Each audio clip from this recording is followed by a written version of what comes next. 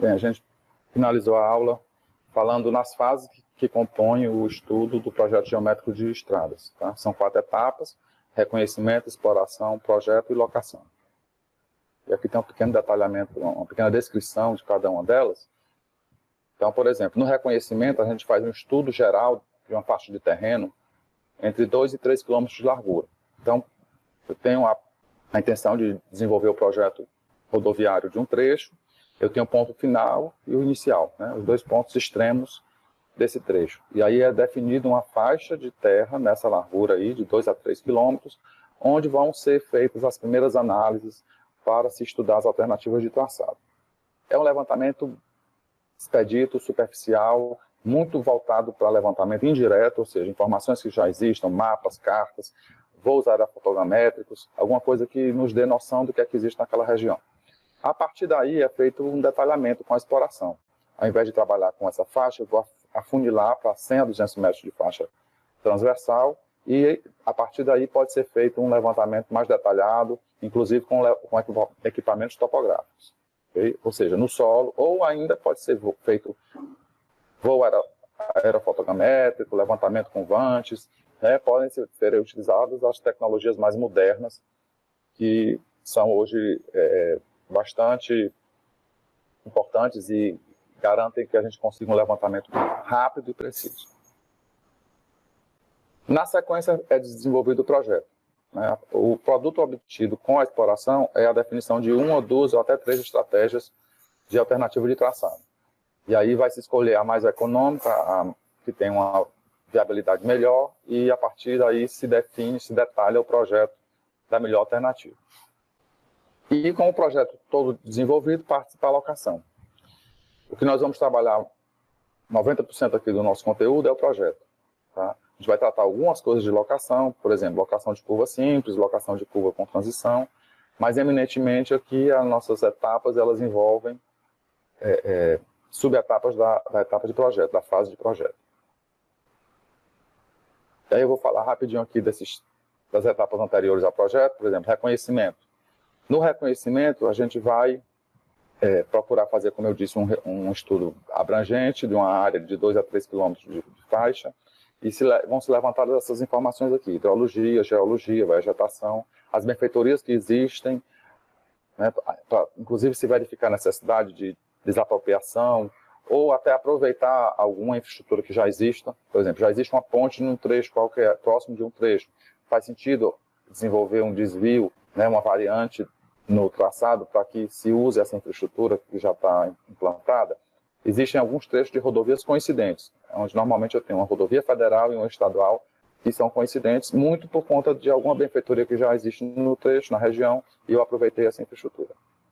E também a ocorrência de materiais, as jazidas, para se fazer empréstimo de material, que é muito comum nas regiões onde o material local é inadequado para a construção.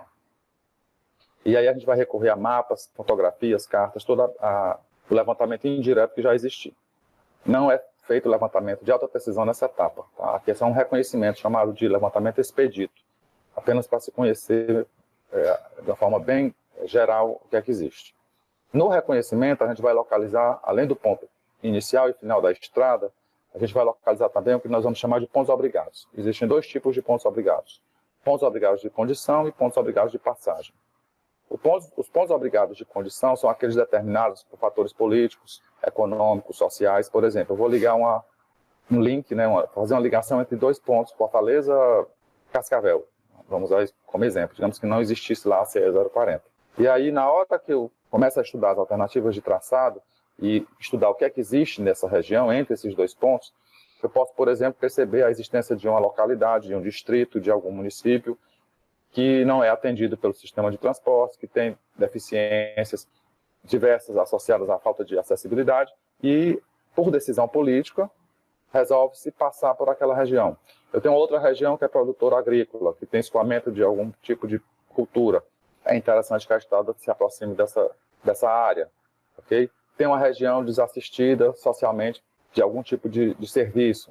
A chegada de uma estrada pode fazer alguma benfeitoria, alguma melhoria para a qualidade de vida daquele pessoal. Então, é um motivo para se inserir esse ponto. Então, esse tipo de ponto é chamado ponto obrigado de condição. Além deles, existem os pontos obrigados de passagem, que são aqueles determinados em função das condições naturais, normalmente, do terreno. O que é que existe no terreno que é vantajoso para a estrada, para que a estrada passe por lá, ou problemas que devem ser evitados, então a estrada vai deixar de passar por lá. Tá? Então, está muito associado às condições físicas e também pode estar associado a uma condição de uma infraestrutura que já existe, né? Como o exemplo da ponte que eu mencionei. Uma ponte, e aí eu decido desviar um pouco a estrada para que ela aproveite aquela infraestrutura, é um ponto obrigado de passagem. De forma que a gente tem duas diretrizes. A diretriz geral é aquela que liga os pontos extremos da estrada, o ponto inicial e o ponto final. E a diretriz geral vai ser, então, subdividida em diretrizes parciais, à medida que surgem os pontos obrigados de passagem e os pontos obrigados de condição.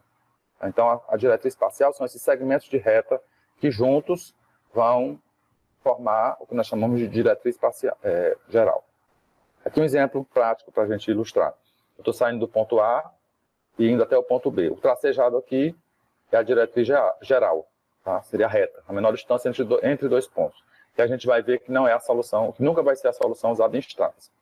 Não só pela existência dos pontos obrigados de passagem de condição, que vão trazer vantagens ao se desviar o traçado da estrada, como também todo retão é um local de alta velocidade, de um aumento do risco que vai acontecer pela velocidade elevada dos veículos e também por conta de se ter a questão da monotonia, a dificuldade de se concentrar e isso tudo gera uma grande elevação no risco dos acidentes. Ok? Então, ela não vai existir. Na verdade, ela vai ser substituída por diretrizes parciais. Então, quando eu saí de A, ao invés de seguir uma reta, a estrada foi desviada aqui para a margem de um reservatório, de um manancial, no caso aqui, parece ser um rio, não é isso?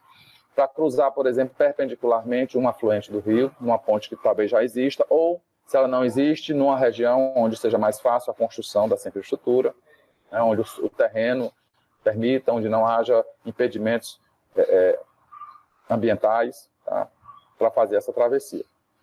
Depois eu encontrei uma restrição de relevo, né, uma região elevada onde eu possuo uma garganta, um trecho de menor cota, onde passar a estrada por lá significa reduzir os cortes e aterros e a movimentação de terra. Okay? Decidi também passar pela cidade C, que é um ponto atrativo, porque vai gerar benefício. Né? Lembrem que todo estudo de viabilidade econômica vai estar associado à consideração dos custos e dos benefícios envolvidos. Os custos da estrada já vão ser definidos pelo projeto e os benefícios vão estar muito associados às condições, às novas condições que essas infraestruturas vão assegurar. Então, se eu trago mais mobilidade para uma região, uma melhor condição de acesso, eu estou gerando mais benefício para essa comunidade. E isso vai se somar na hora que os estudos de viabilidade são feitos. Okay? E aí eu decidi passar pela cidade C também, até chegar no ponto B. Então eu tenho aqui alguns pontos de... Quem me ilustra aí, quem é ponto de condição, quem é ponto obrigado de passagem e quem é ponto obrigado de condição aqui? Segundo esse conceito que eu acabei de mostrar a vocês. Eu acho que o ponto obrigatório de passagem seria esse trecho que tem a ponte, né, que vai passar no rio. Então, o professor falou, por exemplo, já ter a região ser melhor, né, para construir a ponte. E a de condição seria nesse trecho da cidade, por favorecer, né, a cidade. Exato. E assim como o rio, a ponte, né, a garganta, no caso aqui, é um outro exemplo de ponto de passagem obrigado de condição. Eles são semelhantes, né? Eles estão associados à condição do terreno, à condição natal. Então, é um ponto obrigado de passagem. Ok? Bem, quais são as principais etapas cumpridas na fase de reconhecimento? Coleta de dados de levantamentos indiretos, então mapas, cartas, fotos, todo o documento que existir da região. Identificação dos pontos obrigados de passagem e de condição. Aí, com isso, eu defino as diretrizes, geral e parciais. E eu tenho essa configuração que a gente acabou de mostrar aí, dos pontos por onde vai passar a estrada. Isso pode gerar uma ou mais alternativas. Normalmente, a gente trabalha com mais de uma. E aí, depois, faz os quantitativos e alguns custos preliminares das alternativas, avalia um pouco os traçados em cima perspectiva ainda bem superficial, só sem muito detalhamento, e aí define um deles para ser a alternativa que vai ser tocada daí para frente. Vamos lá. O reconhecimento, então, pode se dar por cartas, a gente tem aqui uma representação de curva de nível, pode ser um levantamento aerofotogramétrico ou reconhecimento terrestre direto, que é mais raro de acontecer, só realmente quando a gente não tem um levantamento já feito. Com isso, a gente pode construir um pequeno anteprojeto em planta em perfil. A gente vai fazer isso aqui na nossa disciplina, mas já no nível mais detalhado, no nível de projeto. Tá? Então, essa figurinha aqui, ela mostra essa curva mais sinuosa é o comportamento do terreno, o perfil natural do terreno. O perfil longitudinal do terreno, como eles fizeram, por exemplo, na disciplina de topografia. E esse outro traçado aqui, mais suave, com uma quantidade de curvas mais suavizado e inclinações menos excessivas, a gente tem aqui, então, já uma alternativa de traçado da estrada, de grade da estrada. Então, nas regiões que o terreno está acima do grade, eu vou ter cortes. E nas regiões onde eu tenho o terreno abaixo do grade da estrada, eu vou ter áreas de aterro. Esse estaqueamento aqui, ele é feito normalmente a cada 50 metros. Né? Diferente do que a gente vai fazer lá no projeto, que o estaqueamento é de 20 em 20 metros, de forma que se pode obter um nível de detalhamento muito maior. Tá? Aqui estão mais algumas informações gerais que podem ser acrescidas nessa etapa. E aí a gente entra na exploração. E aí, como eu falei, o espaçamento aqui já é de 20 em 20 metros, que é o estaqueamento que a gente usa ao longo do eixo da estrada. E a gente vai pegar uma faixa mais restrita de 200 a 300 metros no entorno da via. Vai ser feito o levantamento planimétrico. Tá?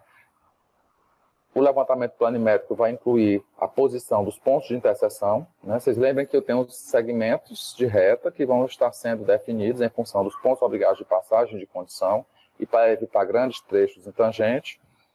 E nesses pontos vão ser inseridas as curvas. Tá? Então, antes de inserir curva, o que eu tenho são segmentos de retas. E eles são unidos pelos PIs, que são os pontos de interseção. Interseção aqui não é cruzamento semafórico, cruzamento viário, não é um dispositivo de interseção, tá? A gente chama ponto de interseção porque há um desvio no alinhamento, há uma mudança no alinhamento. Seria, para a gente, né, trazendo os conceitos de topografia, seria como se fossem vértices de uma poligonal, tá? Só que é bem mais do que isso. Na verdade, para a gente, o estaqueamento é que vai ser os vértices que nós vamos seguir ao longo da estrada.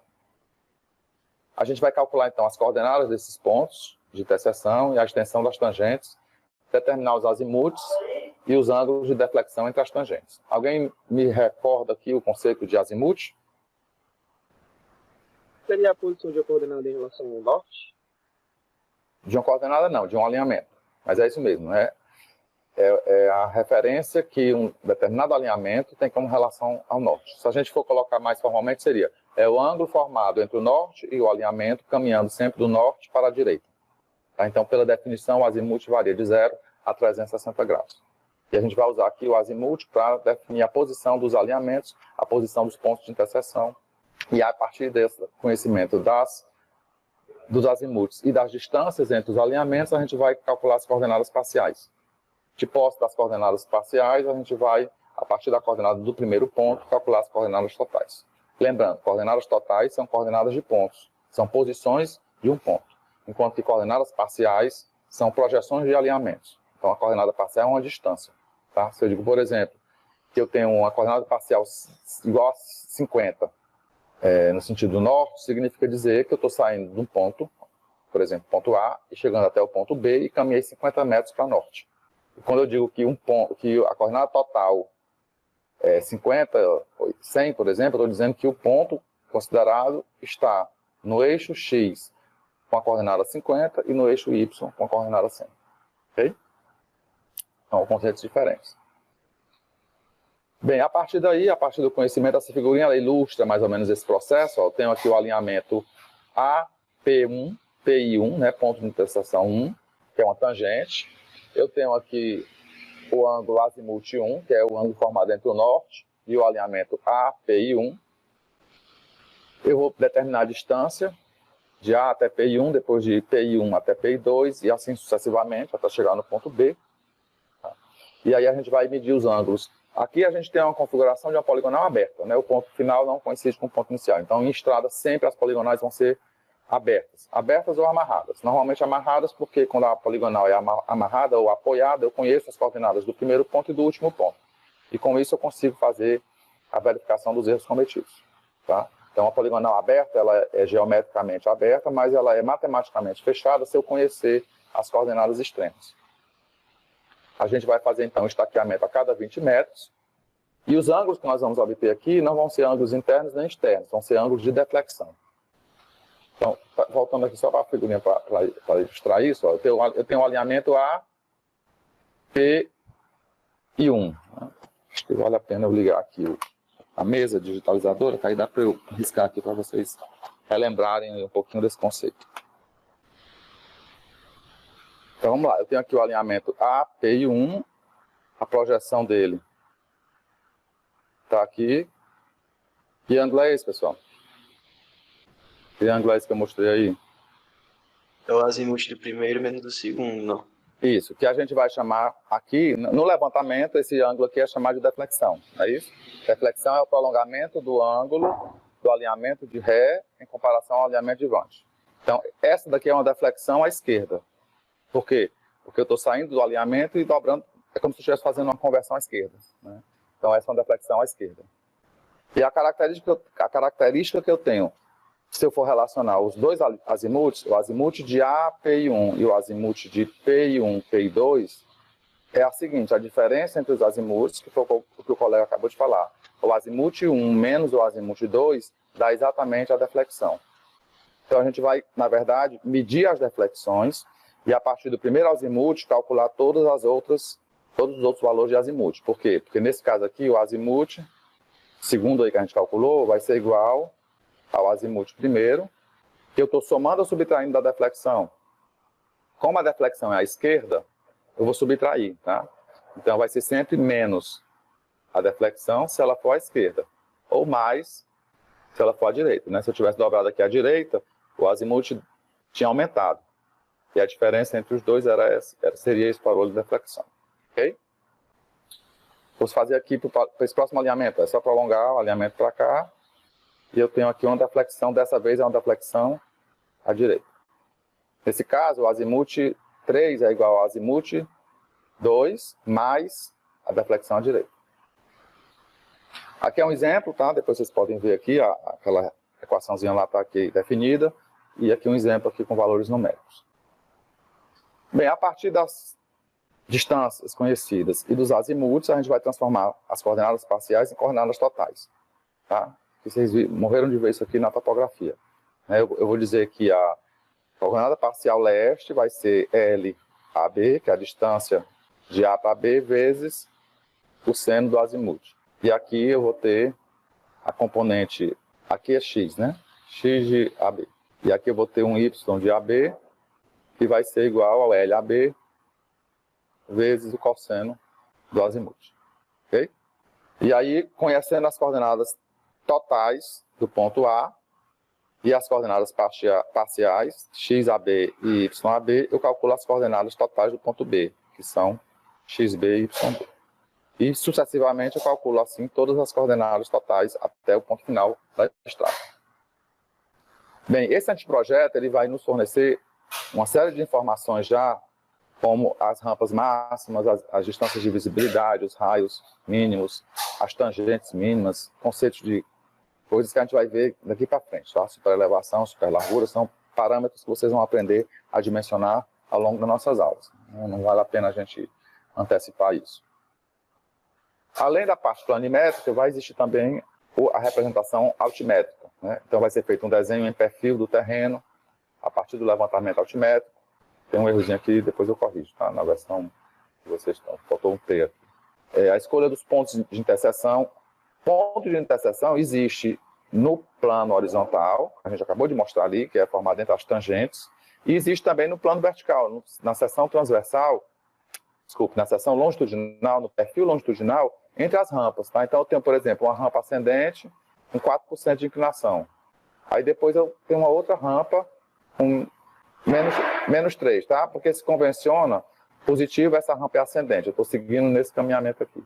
Então, quando a rampa é ascendente, a gente convencionou que é positivo. Quando ela é descendente, convenciona que é negativo. E aí, entre essa reta, essa rampa ascendente e a rampa descendente, eu tenho um ponto aqui, que vai ser chamado ponto de interseção vertical. Ok? Esse ponto ele vai ser substituído. Você não tem estrada desse jeito, com essa quina. Vai ter uma curva aqui, só que é o que nós vamos chamar de curva vertical. A gente vai aprender a dimensionar esse tipo de dispositivo. Uma curva aqui que vai fazer a transição entre essa rampa de 4% e essa rampa de menos 3%. A gente vai calcular todas as cotas em cima do grade e também nos trechos em curva e vai ter todo o projeto para eliminar as curvas verticais. Aqui um exemplo. Eu tenho duas tangentes, na verdade são duas rampas, né? Porque aqui eu não estou olhando em planta, eu estou olhando em perfil. Eu tenho duas rampas e sendo concordadas por um ponto de interseção vertical. Então essas três rampas aqui em sequência vão dar origem a duas curvas verticais. Bem, no projeto, que é o que efetivamente nós vamos fazer aqui na disciplina, a gente vai apresentar os resultados desses levantamentos, né, e dessa configuração, desse detalhamento, atendendo todos os parâmetros estabelecidos em norma. A gente vai apresentar o projeto em três formatos: em planta, né, em três tipos de desenho: em planta, em perfil longitudinal e em seção transversal.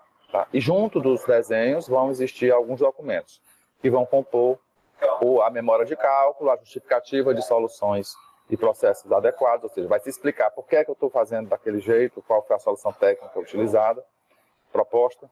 São quantificados os serviços de orçamento e especificados os materiais. Com isso, tem condições de definir todos os processos executivos para a realização desses serviços. Isso aqui é o documento, né, que vai vir junto do projeto executivo de engenharia para a execução da estrada. Aqui um exemplo de uma representação em planta. Tá? Então aqui depois a gente vai detalhar, mas além das curvas de nível, tem o eixo da estrada, tem o estaqueamento, tem as bordas da pista. Tá? São elementos que, se vocês olharem aqui depois com calma, vocês vão conseguir enxergar. As curvas horizontais, né, os pontos onde elas acontecem, os ângulos entre das curvas horizontais. Tá? A gente vai começar a detalhar isso daqui a partir da próxima aula. A representação longitudinal, ela vai nos dar o perfil longitudinal do terreno e o grade da estrada, inclusive mostrando dispositivos de drenagem. Tá? Nesse caso aqui, ó, eu tenho um bueiro triplo. Por quê? Porque existe algum recurso hídrico aqui, alguma região mais baixa no terreno, onde a água escoa transversalmente a pista. Então tem uma passagem d'água aqui por baixo da pista, que é o que a gente vai chamar, que vocês vão também aprender aqui a estudar, que é um tipo de dispositivo de drenagem subterrânea. Okay? Isso vai apontar nos perfis longitudinais, tanto o comportamento do relevo e os respectivos setores onde vai haver corte, as áreas de corte e as áreas de aterro, como a existência de dispositivos de drenagem. E a seção transversal, que a gente mostra a plataforma da pista. Né? A gente vai ter uma aula para estudar todos os elementos que compõem a plataforma. Aqueles que compõem a pista de rolamento, ou seja, as suas diversas faixas de tráfego, os acostamentos. Tá? Então, a plataforma é composta por pista de rolamento e acostamento. Mas depois disso, tanto de um lado como do outro, eu ainda tenho alguns dispositivos, como rampas de corte, saias de aterro, que são os elementos que vão acomodar, né, que vão se ajustar à configuração do terreno. Então, vai ser feito corte, vai ser feito aterro. Eu tenho que, nesses taludes, dar um tratamento para evitar depois processos erosivos e que o material carregue, por exemplo, numa chuva e venha a invadir a pista. Então, a gente vai ter dispositivos de drenagem até um limite que a gente chama de offset do terreno, tá? Offset esquerdo e offset direito. Tá? Acho que dá para vocês verem aí pelo desenho, que é exatamente o ponto onde o terreno natural volta a ter, né, onde a estrada e o terreno natural se encontram. Na verdade, a fronteira, a partir de onde eu comecei a mexer na configuração do terreno. Deixa eu colocar só aqui o ponteiro para mostrar isso.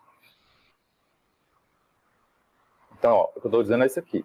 Aqui está o offset esquerdo, aqui está o offset direito. Daqui para frente e daqui para trás, eu estou em condição de terreno natural. Tudo que eu fiz nesse meio, aqui entre o offset esquerdo e o offset direito, são as interferências com cortes, com aterros, e aí eu vou ter que prover os dispositivos de drenagem e estudar as cotas e verificar para onde a água da chuva vai escoar. Ok? Bem, existem algumas regras básicas para que a gente obtenha um bom projeto geométrico. Vocês viram que a gente vai tratar aqui do projeto geométrico em planta e em perfil. porque a estrada ela é um ente tridimensional. E a gente vai precisar, então, garantir e assegurar como é que esses dois elementos, o plano horizontal e o plano vertical, como é que eles coexistem, né? E a gente vai estudar, mostrar aqui algumas regras que podem ser seguidas para ter um melhor resultado. Aqui são só algumas dicas gerais, né? Que vocês vão relembrar isso aqui na hora que forem executar o projeto de vocês. Então, a curva deve ter o maior raio possível. Por que com a curva tem que ter um raio elevado? Quer me dar uma sugestão? Talvez para possibilitar uma velocidade maior, alguma coisa assim. Não sair pela tangente do carro. Não sair pela tangente com o carro? É isso aí. É uma das razões. A curva horizontal, quanto melhor for esse raio, maior for numericamente o raio, isso vai trazer vantagens. Uma delas é, primeiro, antes da estabilidade do veículo, é a condição de visibilidade. Quanto mais fechada é a curva, mais difícil a visibilidade, a distância de frenagem vai ter que ser mais... ter um cuidado maior, provavelmente a velocidade não vai poder ser alta, né? Não vai, eu vou ter que reduzir a velocidade da via para garantir condições seguras. Mas, além disso, tem a questão da estabilidade, né? Numa situação de curva, o veículo sofre a ação da força centrífuga. Qual é a equação para o cálculo, hein, da aceleração centrífuga? Quem me relembra aí? Acho que é mv ao quadrado sobre r, talvez. Ou só v. Essa já é a força, né? Essa é a força centrífuga. A aceleração tiro M, é V2 sobre R. Então, a aceleração centrífuga, V2, é o quadrado da velocidade dividido pelo raio. Quanto maior é o raio, menor a força centrífuga. Menor a aceleração centrífuga, menor a força centrífuga, menor é a tendência do veículo sair da curva. Então, raio elevado garante menor desconforto, menor risco do veículo sair da pista. Bem, rampa máxima, só vou usar em casos extremos, porque quanto maior é a rampa, pior é a condição de ganho de velocidade, de garantia de aceleração, maior é o consumo de combustível, tá? A visibilidade é comprometida nas curvas verticais e nas curvas horizontais. Então, eu tenho que suavizar essas rampas e suavizar e melhorar as condições dos raios visando isso. Corte em rocha deve ser evitado. Por quê? Porque envolve um custo, envolve um risco, o uso de dinamite, de explosivos, deve ser evitado.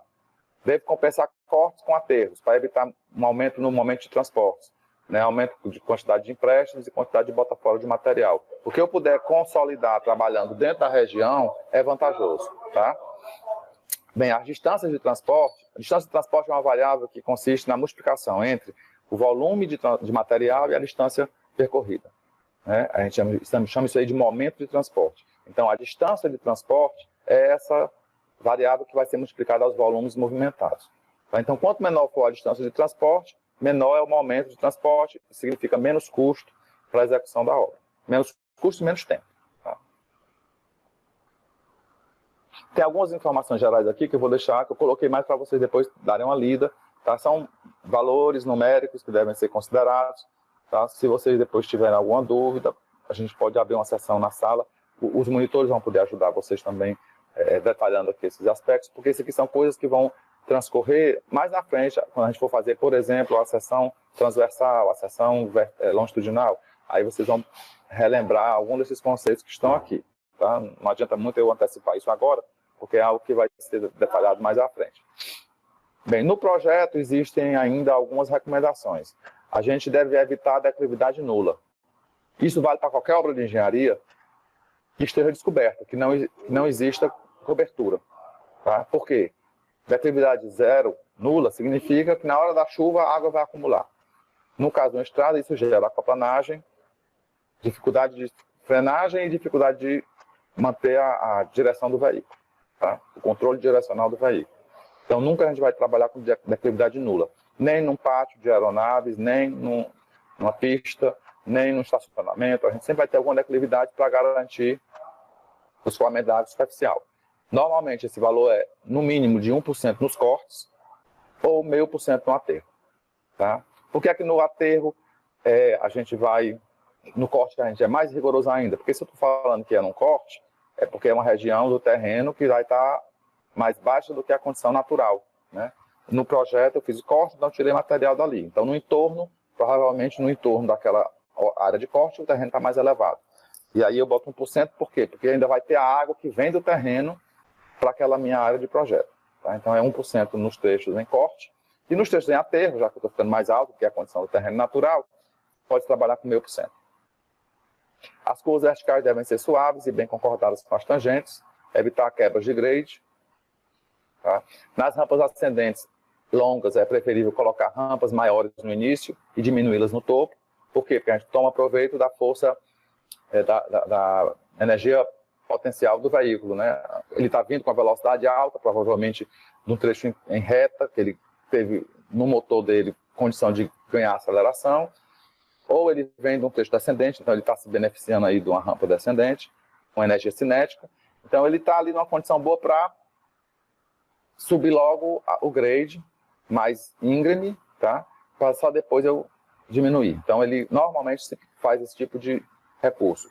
Se eu vou ter rampas ascendentes, eu coloco logo a primeira mais forte, depois eu diminuo no topo. Por uma questão física. Bem, essa figurinha aqui eu tirei do manual do DENIT e ela ilustra a concepção geral que a gente deve ter quando projeta uma estrada, em termos de concordância horizontal. Tá? Uma abordagem antiga, que está ultrapassada hoje, era a seguinte, ó, eu tinha grandes tangentes que iriam ser concordadas por curvas de pequeno raio. Tá? A concepção mais moderna é migrar para um outro tipo de abordagem, raios longos ligados por tangentes curtas. Tá? Isso vai dar esteticamente uma condição melhor e em termos de segurança. Okay? Agora, eu não estou dizendo que a gente vai no projeto trabalhar com curvas e ligá-las por retas, porque não é isso na prática que acontece. A gente continua trabalhando com os PIs, com pontos de interseção, só que na hora de jogar a curva, eu tento trabalhar com uma curva mais vantajosa, então ela meio que migra para essa alternativa aqui de tangentes pequenas e curvas elevadas, né, de grande desenvolvimento. Aqui eu tenho algumas ilustrações que mostram como fazer e como não fazer. Tá? Eu vou colocar só essa, tem uma sequência de 5 ou 6, para vocês darem uma lida e tentarem imaginar em perspectiva o cenário. Tá? Então aqui do lado esquerdo eu tenho a informação em planta e em perfil, e aqui em perspectiva. Aqui o que eu tenho? Uma combinação ideal. Eu tenho curvas verticais e curvas horizontais acontecendo juntas, que é o que a gente vai chamar de curva tridimensional. E o ideal é que as curvas horizontais sobreponham as curvas verticais. Tá? Então, dentro da curva horizontal é que existe uma curva vertical.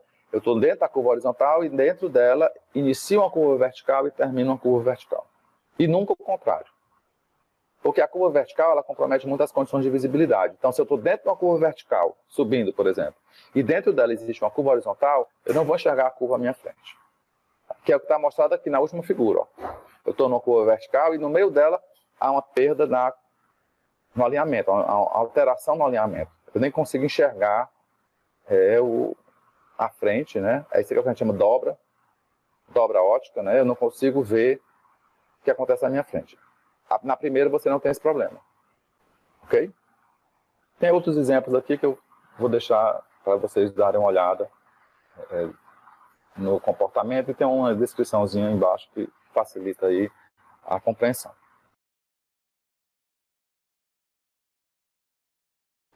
Então aqui a gente já está dentro da etapa de projeto, e aí eu vou começar a identificar quais são os parâmetros técnicos que precisam ser considerados, e a gente vai trabalhar esses parâmetros para cada classe de projeto. Então, a característica mais básica para a gente dimensionar a infraestrutura rodoviária, ferroviária, normalmente as infraestruturas de transportes, é a velocidade, é o parâmetro da velocidade, né? É a distância sobre tempo. E existem algumas definições de velocidade. Tá? Velocidade diretriz, velocidade de operação, velocidade de projeto. São alguns termos que a gente vai empregar muito, e é importante que a gente saiba distinguir um dos outros.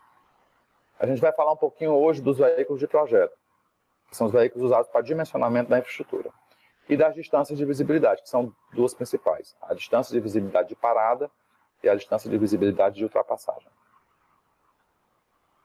Bem, antes de mostrar aqui a definição, quem tem alguma noção do que seria velocidade diretriz, ou velocidade de projeto e velocidade de operação? Hã? A velocidade diretriz seria mesmo, tipo, como se fosse uma velocidade teórica prevista no projeto de acordo com as características daquela região. Uhum. E a de operação seria que realmente fosse efetivada na prática. É isso? A velocidade de operação é aquela que realmente acontece na via. Então, vamos só reforçar. A velocidade diretriz, a sua definição foi certinha. Velocidade diretriz é a maior velocidade que eu consigo operar na infraestrutura que foi implantada. Então, todo o dimensionamento é feito em cima da velocidade diretriz. Por isso que ela também é chamada velocidade de projeto. É a máxima velocidade que eu consigo operar, porque foi com ela que eu dimensionei as distâncias de visibilidade, que eu dimensionei o raio das curvas, que eu dimensionei as rampas, ok? E a velocidade operacional é a que acontece na prática, na hora que os veículos estão trafegando. Então, ela é suscetível, inclusive, a diversas interferências. Além dessas duas, existe ainda a velocidade regulamentar, tá? Que é a que está determinada pela sinalização, pelos dispositivos de fiscalização, etc. Okay? Aí eu vou dar um exemplo para vocês. Qual é a velocidade diretriz da BR-116, aqui nesse nosso trecho urbano? Né? Qual é a velocidade diretriz que você acha que tem ali? Qual a melhor? E aí, pensando no conceito, máxima velocidade que eu consigo operar em condições seguras. 120. 120, né? Eu não tenho acesso ao projeto, mas pelas dimensões dela, como ela é uma classe zero, né? Até se baseando pelo parâmetro das classes técnicas de projeto, ela é terreno plano e ela tem uma condição de via expressa, de via arterial principal, então ela provavelmente 120 km por hora. Essa seria a velocidade diretriz. Qual a velocidade regulamentar? Que está lá na sinalização? 60. 60, né? Metade disso. Por que é 60? Por conta das interferências que existem, por nós estarmos numa região urbanizada, tá? Onde existe uma série de impedâncias e de desejos de travessia, e de pedestres e as interferências todas que existem. Tá? Então, assim, a velocidade regulamentar nunca pode ser maior do que a velocidade diretriz, mas ela pode ser menor, em função das diversas interferências. E a velocidade operacional vai ser um reflexo, né, da sinalização, da fiscalização, porque a operacional, se eu jogar lá um fotosensor escondido, sem sinalização nenhuma, provavelmente vai dar mais do que 60. Tenho quase certeza disso, que vai dar 80, 90, 100, até mais que isso. Né? Alguns veículos extrapolando, inclusive, os 120. Mas, aí, já se eu considero a velocidade operacional de um grupo de veículos, a tendência é que ela se aproxime da velocidade regulamentar. Por quê? Porque, na média, as pessoas respeitam a sinalização e acabam trafegando, até com medo da punição, com a velocidade regulamentar. Okay? Bem, aqui estão as definições formais, tá? Então, velocidade diretriz também é velocidade de projeto, são sinônimos, tá? Por isso que projeto, é o que a gente considerou, e ela vai ser usada aqui, ó, para esses, por exemplo, para dimensionar esses parâmetros. A curva dos alinhamentos horizontais e verticais, a superelevação, a sublargura, as distâncias de visibilidade, etc. Aqui está a tabela com as velocidades diretrizes para as 5 classes de projeto, dados os 3 tipos de relevo, plano, ondulado e montanhoso. Ok? Classe 0, terreno plano, é 120 km por hora. Quando eu migro para o terreno ondulado, vai para 100, montanhoso vai para 80. Ok? E assim vai até a classe 4. Classe 1, tanto faz ser A ou B, 1 é pista dupla e B é pista simples, as velocidades são as mesmas. Classe 4 também tem 2 categorias, A e B, certo? Mas as velocidades dessas 2 faixas, aqui está diferenciado. A classe A é 80, a classe B é 60. 60 e 40, 40 e 30, ok? Bem, velocidade de operação depende das condições e características dos veículos, né? Cada tipo de veículo tem um peso, tem uma potência de motor, e a relação potência e peso que vai dar, por exemplo, a capacidade de aceleração e ganho de velocidade. Depende do seu estado de conservação, da sua idade, tá? Tudo isso vai interferir no comportamento desse veículo. Então, isso vai influir na velocidade de operação. Ela vai depender também do volume, né? Se tem muito veículo, se tem pouco veículo, do comportamento do motorista, da sua capacidade de dirigir, né? A habilidade que ele tem no volante, da vontade do estado psicológico dele. Uma coisa é você estar dirigindo a lazer, passeando, despreocupado com o tempo, outra é quando você está num compromisso de trabalho, tendo que cumprir horários. Tá? Depende da qualidade da estrada, por exemplo, da geometria, concordâncias verticais e horizontais, da condição do pavimento. Depende das condições climáticas, né? Se está chovendo, se está nublado, se não está. e, obviamente, depende do policiamento da fiscalização, né, dos limites legais impostos e dos dispositivos de controle. Então, a velocidade operacional ela é influenciada por todos esses aspectos. Aqui a gente tem um gráfico que mostra a relação entre velocidade de projeto e velocidade de operação. E aqui está sendo mostrada essa relação considerando-se 3 faixas de volume. Quem consegue me dar uma explicação aí para esse fenômeno aqui, esse comportamento? Né? O que é que vocês estão vendo de diferente nesse comportamento e qual seria a razão? Será que alguém consegue, olhando aí para o gráfico, abstrair a resposta? Não, acho que é uma questão de relação entre os veículos mesmo, né? Tipo, é mais volume de veículos, a densidade de veículos por metro de estrada é maior. Isso acaba fazendo com que eles tenham que frear uns com os outros, né? Tipo, um veículo parado influencia... Aliás, um veículo mais devagar influencia muito mais os veículos juntos, esse tipo de coisa. Uhum. Está muito associado a isso, né?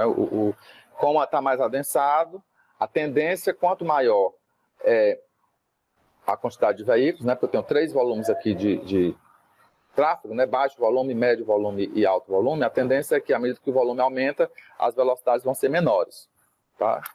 Então, se eu olhar, por exemplo, para uma via que tem a mesma velocidade de projeto, por exemplo, 50 km por hora, vai haver variação, diferença, né? Quanto maior é o volume, menor é a velocidade, ok? Mas o que a gente percebe além disso é que, à medida que a velocidade de projeto aumenta, lembrem, o padrão técnico da rodovia aumenta. Como esse padrão aumenta, vão se perceber diferenças ainda maiores entre as velocidades quando se variam os volumes, né? Então, se o volume é muito alto, qualquer que seja a velocidade de projeto, não vai haver ganho na velocidade de operação. Se o volume é alto, está carregado, está congestionado, tem a presença desses veículos todos próximos, a elevação da velocidade operacional ela é bem mais suave, né? Ela é bem menor quando as velocidades de projeto aumentam do que quando eu considero baixo volume, né? No baixo volume eu tenho quase que não são valores iguais, mas a gente já tem uma proximidade, 130 km por hora de velocidade de projeto, a operacional está em torno de 100, se o volume for baixo. Se o volume for alto, está em torno de 60. Né? Então, é realmente o impacto dos veículos na operação do tráfego, né? A interação, a interferência entre eles, e que vai ficando cada vez mais importante esse impacto e mais fácil de ser percebido à medida que eu tenho vias de maior padrão. Veículo de projeto. O que é veículo de projeto? Eu peguei aqui três informações de 3 manuais de projeto geométrico. Esse aqui é da ASTO, que é o manual americano, e ele diz o seguinte: o veículo de projeto é aquele representativo das dimensões, do peso e das características operacionais de uma determinada classe de veículo.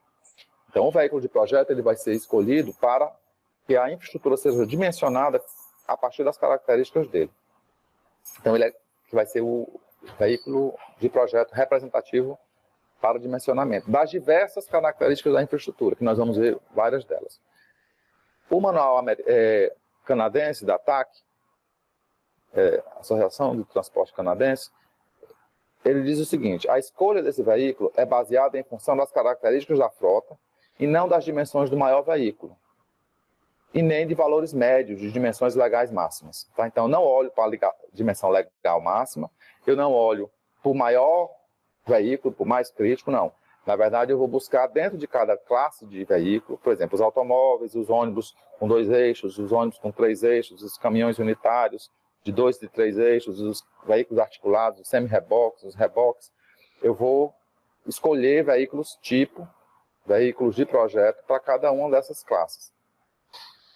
A Outroads, ela diz o seguinte, esse aqui é o manual australiano: esse veículo ele deve ser capaz de acolher com segurança e conforto pelo menos 85% dos veículos que operam na infraestrutura. Na engenharia de transporte, se trabalha muito com o 85º percentil.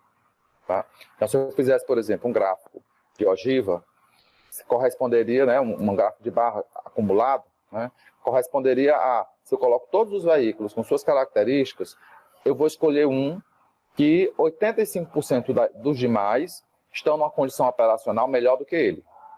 E os outros 15%, bem, vai estar numa condição mais restritiva. Mas eu não posso simplesmente pegar o mais complexo de todos e dimensionar tudo para aquele veículo.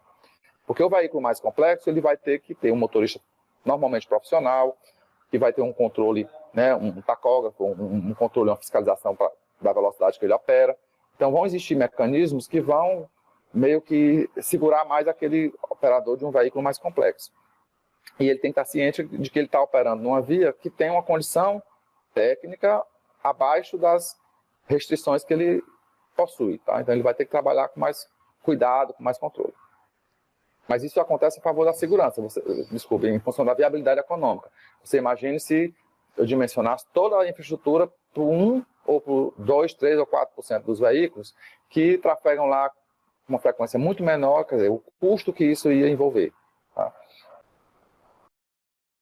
Então a gente vai dimensionar diversas características da infraestrutura pensando nesse veículo de projeto. Aqui eu tenho alguns exemplos, tá? Porque às vezes o pessoal confunde muito e acha que o veículo de projeto é só naquela hora que eu pego o veículo e vejo qual é o comportamento dele numa curva, o espaço que ele ocupa, se ele faz a manobra, como é o raio de giro do veículo. Bem, isso é um dos aspectos do veículo de projeto, mas existem outros. Tá? Então, eu começo por ele, começo por essa característica. A largura do veículo adotado influencia a largura da pista de rolamento, a largura dos acostamentos, dos ramos de interseções. A distância entre eixos do veículo influencia no cálculo da superlargura. Nós vamos aprender a dimensionar a superlargura. O veículo na tangente, ele ocupa uma dimensão, que é basicamente a sua largura básica. Mas quando ele faz a curva, em função de ter essa distância entre os eixos, o balanço dianteiro, parâmetros de geometria que esse veículo tem, ele ocupa mais espaço do que num trecho reto.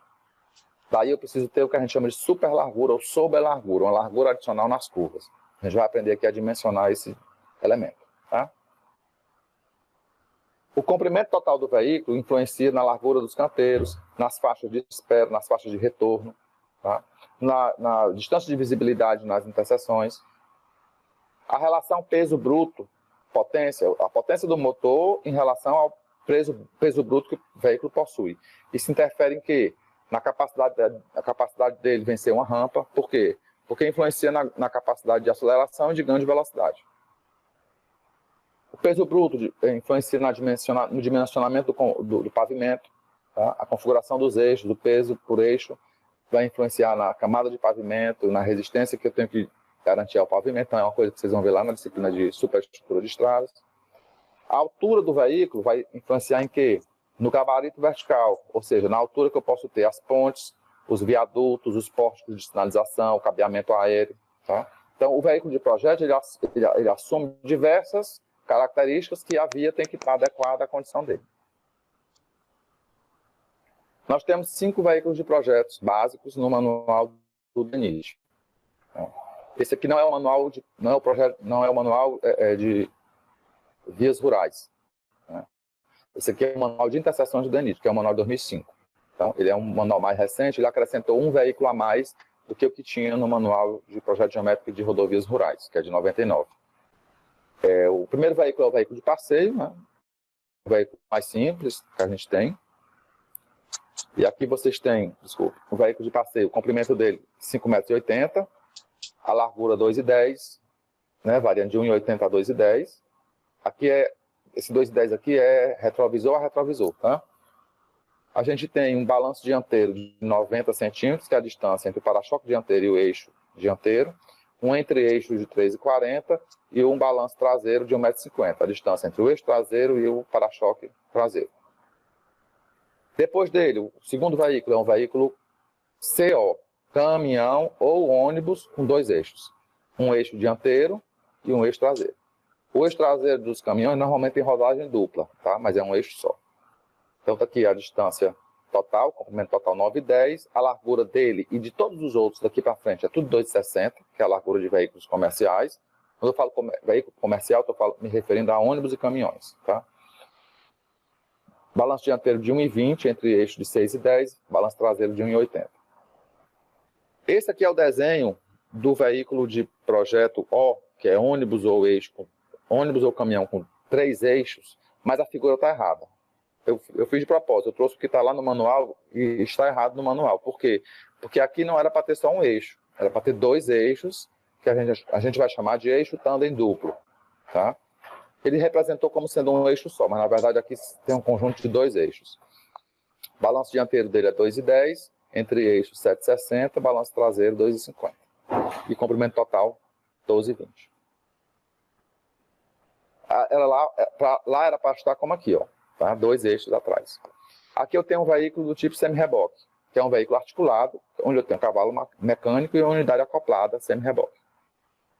Ele tem 16,8 metros, e aqui estão essas distâncias, a gente vai chamar aqui de pontos notáveis do veículo. Tá? Na verdade, a frente do veículo, os seus eixos, os pontos de articulação, e a distância entre eles vão ser sempre identificadas, porque a gente vai aprender a calcular como é que esse veículo se comporta, por exemplo, numa curva, ou num retorno, ou numa conversão à esquerda. E esse é o 5º veículo, que é o maior veículo dentre os veículos de projeto, que é um reboque. Tá? É um caminhão unitário ou um semi-reboque, e a ele eu tenho acoplado só uma unidade por um acoplamento do tipo A. Tá? É um acoplamento onde aqui é só uma barra que faz a ligação entre a unidade tratora e a unidade rebocada. Existem outras configurações, como os bitrens, onde na unidade rebocada eu não tenho esse eixo aqui. Eu tenho um pino e o eixo, esse pino-rei, como é chamado esse eixo que fica aqui no centro da unidade rebocada, ele se acopla direto em cima do chassi da unidade tratora. Tá? Então é um outro tipo de articulação. Bem, o reboque tem 19,8 metros, então é o maior veículo. E aqui eu tenho algumas características desses 5 veículos, tiradas do manual, e os respectivos raios mínimos, né, considerados a partir da roda externa dianteira do veículo. 7,3 metros, por exemplo, é a distância de raio mínimo que o veículo de passeio exige. À medida que o veículo vai ficando mais complexo, ele tem uma necessidade de um maior raio, ou seja, a trajetória curva dele começa a ser mais aberta, por conta da distância entre eixos, principalmente. Aqui tem 2 medidas, porque uma está relacionada com a roda externa dianteira e a outra com a roda interna traseira. Se eu trabalhar com essas 2 dimensões, a gente consegue determinar esse gabarito, que é o espaço ocupado pelo veículo, aqui no caso, para uma curva de 180 graus. Ele está fazendo um retorno. Aí eu tenho como determinar a varredura do veículo. Varredura é esse espaço ocupado pelo veículo. Você vê que no trecho curvo, ele ocupa muito mais espaço, se eu considerar os extremos do veículo, do que os meus 2,60 metros. Okay? No caso aqui do automóvel, do que os 2,10 metros. Mas nos outros veículos, é bem maior do que os 2,60, que é a largura básica do veículo. Isso aqui a gente vai estudar mais à frente. Hoje é só para mostrar a vocês os veículos de projeto e a importância de serem definidos esses veículos. Aqui eu tenho os outros veículos, o semi-reboque e o ônibus.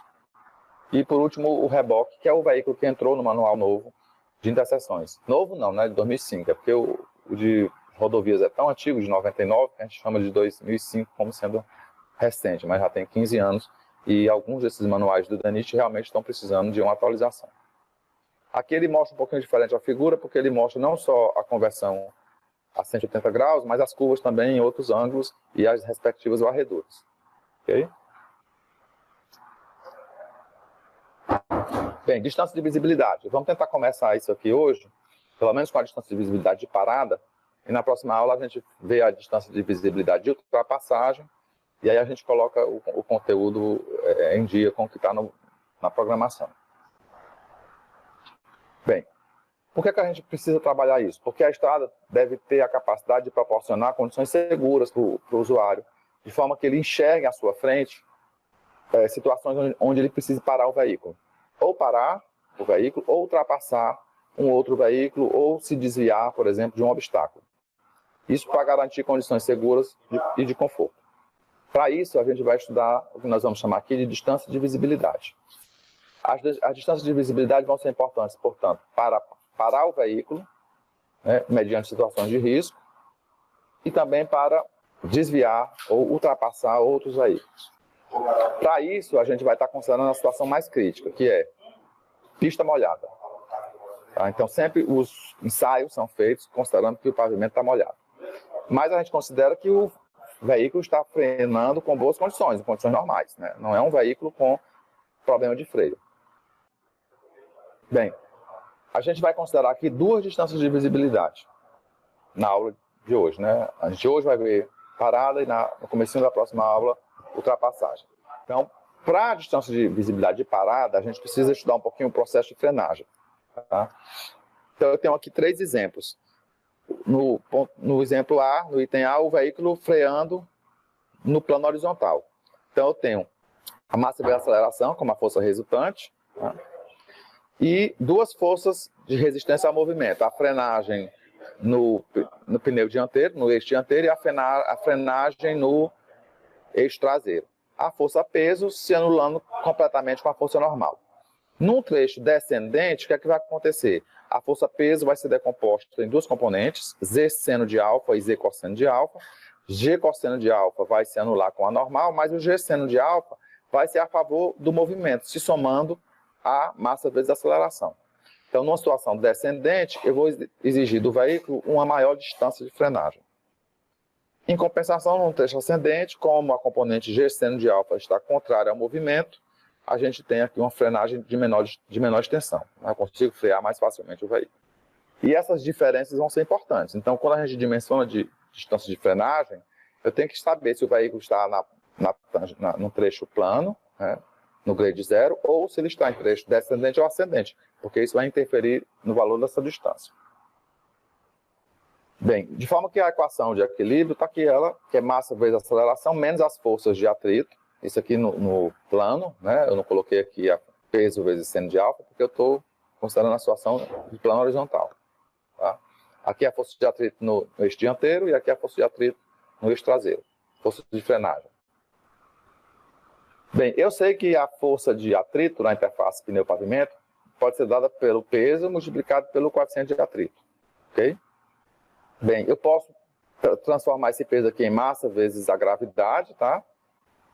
E se eu colocar naquela equação anterior, que eu mostrei há pouco, a gente tem como isolar de um lado a aceleração, né? Que massa vezes aceleração vai ser igual à força de atrito máxima dividido pela massa, né? Como força de atrito é peso vezes coeficiente de atrito, por sua vez, peso é massa vezes gravidade, eu cancelo aqui as 2 massas, e aí a gente encontra que a aceleração máxima de desaceleração vai ser dada por G vezes F, onde G é a força da gravidade e F é o coeficiente de atrito da interface pneu-pavimento. Tá? Então, aqui eu consigo chegar, a partir dessa equação aqui, ó, eu consegui chegar numa relação entre qual é a taxa de desaceleração em função do coeficiente de atrito. Bem, mas o que eu quero calcular, na verdade, não é só isso. Eu quero calcular a distância de frenagem. Então, a gente vai usar a equação de Torricelli aqui. Tá? V2 é igual a V02 mais 2 vezes alfa vezes ΔE. Né? O nosso ΔE é a distância de frenagem. Então, eu vou chamar aqui distância mínima de frenagem. E coloquei os outros componentes no outro lado da equação. Tá? A velocidade final é 0, ela vai sumir da equação. A velocidade inicial vai ser a velocidade de projeto. Tá? Dividido por 2 vezes a aceleração. E a gente já viu que a aceleração é G vezes F. Então, a equação fica isso daqui. Distância de frenagem é igual a V2 dividido por 2 vezes força da gravidade vezes o coeficiente de atrito. Bem, eu posso fazer algumas conversões aqui das unidades, por quê? Porque normalmente as distâncias vão ser metros, o coeficiente de atrito é dimensional, a força da gravidade é 9,81, a velocidade vai ser dada em km por hora. Então, transformo por 3,6 para transformar em metros por segundo e obter a distância em metros. Então, vocês vão normalmente ver a equação nos livros dessa forma aqui, V2 sobre 254F, que é apenas fator de conversão de unidades. Isso aqui é a equação por a situação de plano horizontal. Tá? Se eu tenho a rampa de declive ou rampa de aclive, vai surgir a componente mais G seno de alfa ou menos G seno de alfa. Mais G seno de alfa no declive, porque ele se soma à força de propulsão do veículo. Tá? Ou seja, vai ser contra a frenagem. Ou no aclive, vai ser a favor da frenagem, então vai ficar negativo junto com a força de frenagem. Então vai surgir essa componente G seno de alfa na equação. Então, se eu pegar a equação anterior, vai ter esse pedacinho a mais aqui. Mais ou menos G seno de alfa. Bem, a gente sabe que para ângulos pequenos, que são ângulos que vão acontecer nas rampas, né? Porque nossas rampas aí, por exemplo, no terreno plano é 2, 3%. Então, como o ângulo é muito pequeno, a gente pode, na trigonometria, fazer algumas aproximações. O cosseno de um ângulo pequeno é muito próximo de 1, enquanto que o seno de um ângulo pequeno está muito semelhante ao valor da tangente. E a tangente é um parâmetro mais fácil de se trabalhar, porque a tangente é simplesmente pegar a distância horizontal e dividir pela distância vertical. Ou seja, eu posso trabalhar com a inclinação de rampa, se eu estiver utilizando a tangente.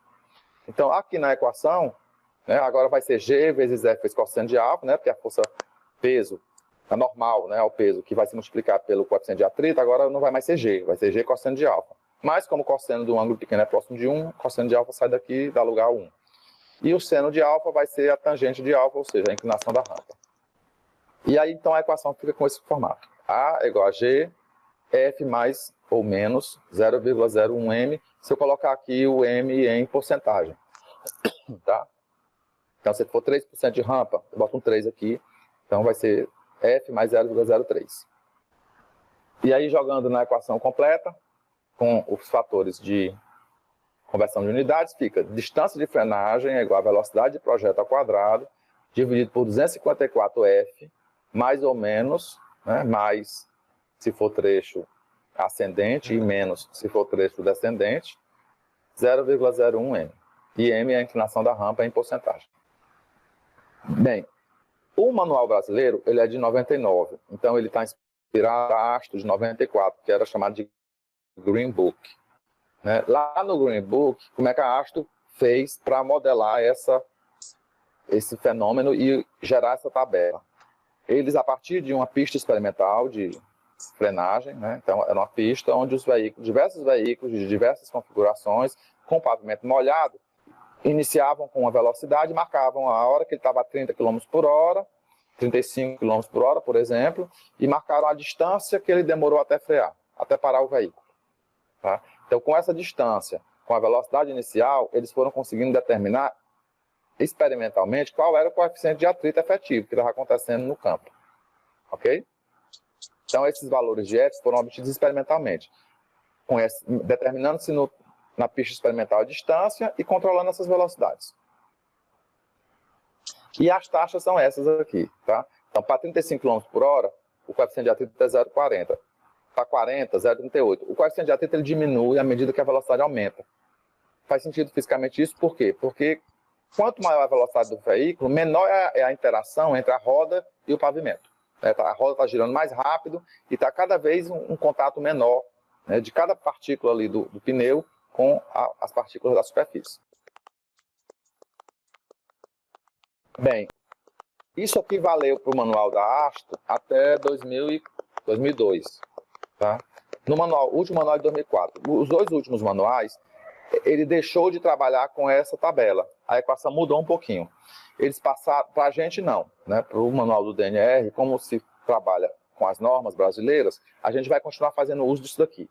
Tá? Eu vou definir em função da velocidade de projeto qual é o coeficiente de atrito e jogo esse valor aqui para calcular a distância de frenagem. Ok? Então, por exemplo, 100 km por hora vai ser alguma coisa aqui. Eu normalmente trabalho com 0,29 ou 0,28. Tá? Então, aqui o F vai ser 0,28, coloca a velocidade de 100 km por hora quadrado e calcula que se tem ou não declividade, eu acrescento aqui o M, calcular a distância de frenagem. No manual da ASTO de 2001, 2002, eles fizeram uma revisão desse experimento e eles perceberam que 85% dos veículos conseguem trafegar com uma desaceleração de 3,4 metros por segundo. 3,4 metros por segundo de desaceleração corresponde a um F de 0,35. Okay? Então, como eles perceberam isso, eles passaram a trabalhar com todas as faixas de velocidade com o mesmo F. Então, no manual que vocês, se checarem o manual americano, vocês vão ver que a equação não é essa. Ele bota a equação já com a taxa de desaceleração, com o valor de A, igual a 3,4 metros por segundo ao quadrado, que é a taxa de desaceleração assumida para todas as categorias de velocidade. Okay? Mas para a gente, como no manual ainda consta dessa forma, a gente trabalha ainda o cálculo da distância de frenagem por aqui. Ok? Bem, só que o que eu mostrei até agora foi o processo de frenagem. Mas a distância de visibilidade de parada ela pode ser dividida em duas parcelas. Porque tem a hora que o motorista percebe a existência do obstáculo, né, à frente, e entre ele perceber e ele entrar em ação e apertar o pedal do freio, ele vai percorrer uma distância, que é chamada de distância de percepção e reação. O que a gente modelou e mostrou até agora foi isso daqui, foi a distância de frenagem. Tá? Eu preciso somar, então, a essa distância de frenagem, uma distância de percepção e reação. Essa distância, ela é calculada considerando-se um tempo de percepção e um tempo de reação. Os estudos apontam para isso aqui, 0,7 segundos para perceber o obstáculo e 0,5 para reagir. Por exemplo, pressionar o pedal do freio. Tá? A Asto arredonda para 2,5 o tempo de percepção e reação, a favor da segurança. Né? Considerando que nem todo mundo é motorista profissional, a gente tem gente menos experiente, então tem as pessoas mais idosas têm mais demora na percepção da visão periférica, na percepção de problemas. Em média, se demora mais do que isso. Então, se trabalha com 2,5 segundos. Então, como é que se calcula agora essa distância aqui, que é a distância de visibilidade de parada? Vai ser a velocidade de projeto multiplicada por 2,5 segundos, que é quanto de tempo você passou percorrendo o trecho como se não tivesse acontecido nada, porque você está ainda percebendo a existência de um risco à frente. Tá? Então vai ser 2,5 segundos na velocidade de projeto, até que você aperta o pedal do freio e essa velocidade começa a diminuir e é o processo de frenagem que a gente já viu como é que calcula. Tá? Bem, como eu estou entrando aqui com 2,5 segundos, para ter essa distância em metros, entrando com a velocidade em quilômetros por hora, a gente vai, na verdade, pegar esse 2,5 segundos e dividir por 3,6, vai ficar aqui um fator de conversão de 0,7. Tá? E aqui a parcela, aqui é 1,257, ficou 0,0039, né? Aquela constante lá da outra equação. Aqui é a segunda parcela, que é a distância de frenagem. Ok? Para encerrar, vamos fazer um exemplo, rapidinho aqui. Só antes do exemplo, ó, se eu tiver veículos trafegando em sentidos opostos, eu vou trabalhar com a velocidade relativa deles e a distância vai ser multiplicada por 2. Mas só se eu estiver querendo determinar a distância de visibilidade entre dois veículos que se aproximam. É a de um se aproximando do obstáculo multiplicado por 2. Tá? Mas eu quero que vocês tentem calcular isso daqui. Ó, a velocidade diretriz é 100 km por hora, que é a velocidade de projeto. E eu tenho grade 0, nulo, né? 0%. Qual seria a distância de visibilidade de parada para esse caso? Eu quero trabalhar com 3% de rampa positiva, ascendente. Qual seria a distância de visibilidade de parada? E com menos 3%. Vamos ver que valores vocês encontram aí. E aí, pegando aqui a tabelinha do coisa, como eu falei, vocês podem usar o 0,28, tá? Como coeficiente de atrito.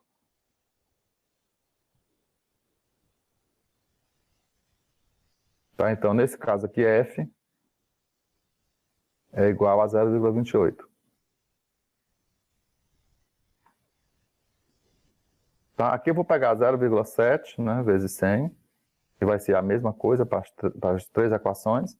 E vou somar lá com aquele 0,0039.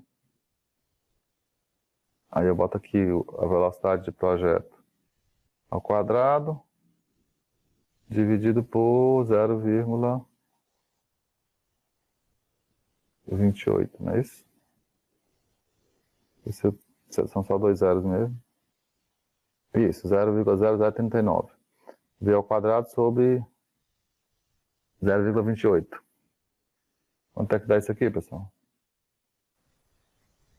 Alguém calculou, pessoal? Professor, aqui deu 209 metros. 209, vamos arredondar para 210. Normalmente a gente trabalha com múltiplo de 5 ou de 10, tá? Certo. Então, 210 metros.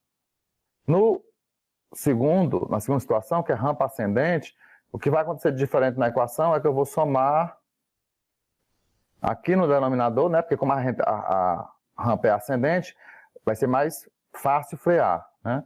Então eu vou somar aqui embaixo os meus 3%, né? 0,01 vezes 3, ou seja, 0,03. Então, o que vai mudar para a equação de baixo aqui, eu vou dividir isso aí por 0,31. Considerando, então, que eu vou somar no denominador 0,01 vezes 3, né? Que é o m. E nesse de baixo eu vou fazer subtraindo, porque eu estou descendo, então é a favor do movimento. A componente P seno de alfa.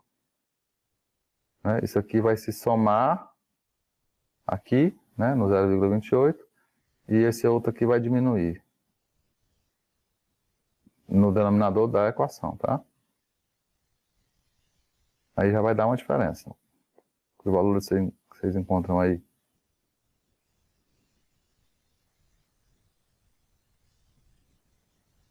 Aqui foi 210.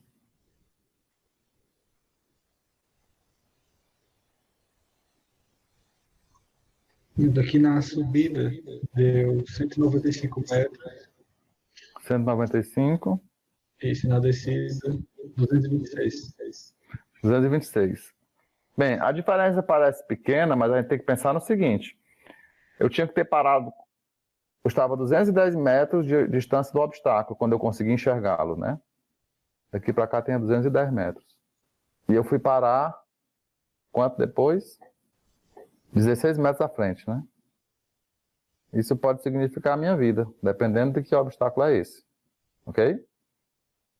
Então, a gente realmente tem que considerar o impacto. E aqui é 3%, não é uma rampa tão acentuada. Tem uma rampa de 6, 7, 8%. Tá? Então, não podemos deixar de considerar o efeito da rampa na frenagem, porque eu não vou conseguir parar antes de encontrar o obstáculo. Se eu descartar, né, se eu desprezar o efeito o impacto da inclinação da rampa. Ok? Bem, vamos parar por aqui. Na próxima aula a gente vai trabalhar a distância de ultrapassagem, né? Quanto é que eu preciso de tempo para um veículo ultrapassar o outro em segurança. E aí é o último tópico dessa aula, a gente termina ele e entra na terceira aula, ok?